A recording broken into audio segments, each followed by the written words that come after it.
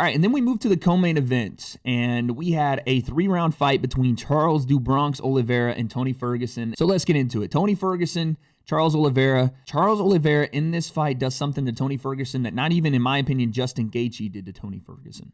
And that is dominate Tony in a way that no one has. No one. Who does what Charles Oliveira did in a 3-round decision to Tony Ferguson? You're talking about all 3 judges going 30-26 to Charles Oliveira. That is a 10-8 round in the first, and then domination through 2 and 3 as well. Who 30-26 is Tony Ferguson?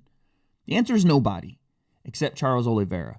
Listen, this fight was like I said, top to bottom, pure domination from Charles. And toward the end of the first round, it looks like he's damn near going to rip Tony Ferguson's arm off. He gets him out fairly quickly and transitioned with the last 10 or 15 seconds left into the armbar. And not only is he pinned it, he's pulling on that arm. And you guys can't see this, but I've had bicep surgery here on my arm. If he started pulling on my arm like that, you best believe that's get me out of there. Tony doesn't tap. His arm is basically, imagine your arm bending in this 90-degree fashion, right? The other way. That was Tony Ferguson's arm. And he didn't tap. I don't know how he didn't break his arm. I don't know how Tony didn't tap. It just goes to show more of the toughness and the lure around Tony Ferguson's the type of guy to not tap to an armbar when his arm's about to get snapped off. But Tony survives, and in rounds 2 and 3, it's more of the same from Charles Oliveira on the feet, in the grappling.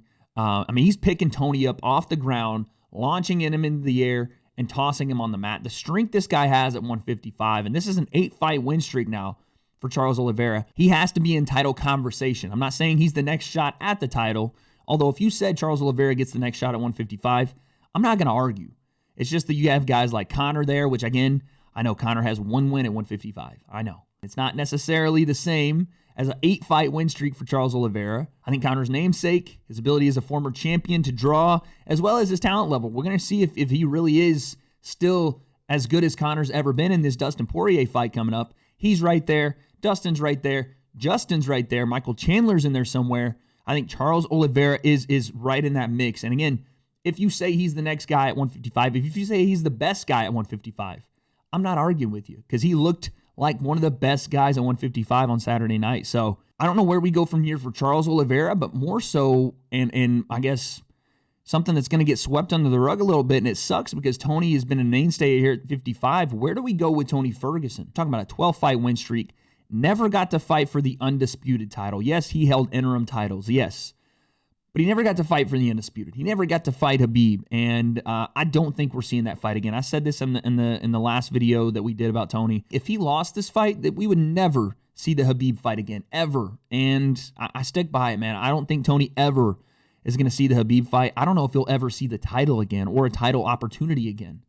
Because there's so many young guys in this division, and this is the way this goes. As a veteran starts to make his descent from the top of the division, you have younger guys. I'm not saying they're hungrier than Tony, but younger guys that can sustain for a longer period, and their skills are always getting better, starting to rise through that division, and Tony is going to lower to meet them. And when they do meet, you're talking about, again, guys like Gregor Gillespie, Islam Makhachev, Drew Dober, all rising at 155, and Tony coming down to meet him.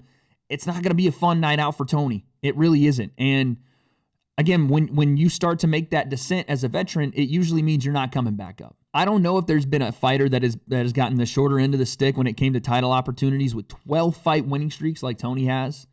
But he's a character. He's been a character in this sport for a very long time. He's been one of the most dangerous men in this sport for a very long time. And I'm not saying it's the end for Tony because I don't think it is. But he is 37.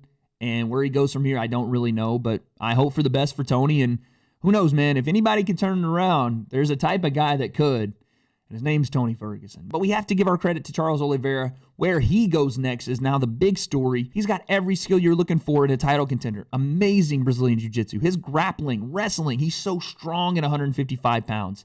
On the feet, he's rangy. He's got crisp technical striking. Everything you're looking for in a title contender. And again, we don't really know what's going on with Khabib Nurmagomedov, and he could still be in this picture in some form or fashion. If you're looking at guys that can really present a problem to Khabib, it'd be somebody that can grapple with him. It'd be somebody that can strike at range. And it'd be somebody that has decent Brazilian Jiu-Jitsu. I'm not saying that Charles Oliveira is the guy, but I also am kind of saying he is. We'll see what happens.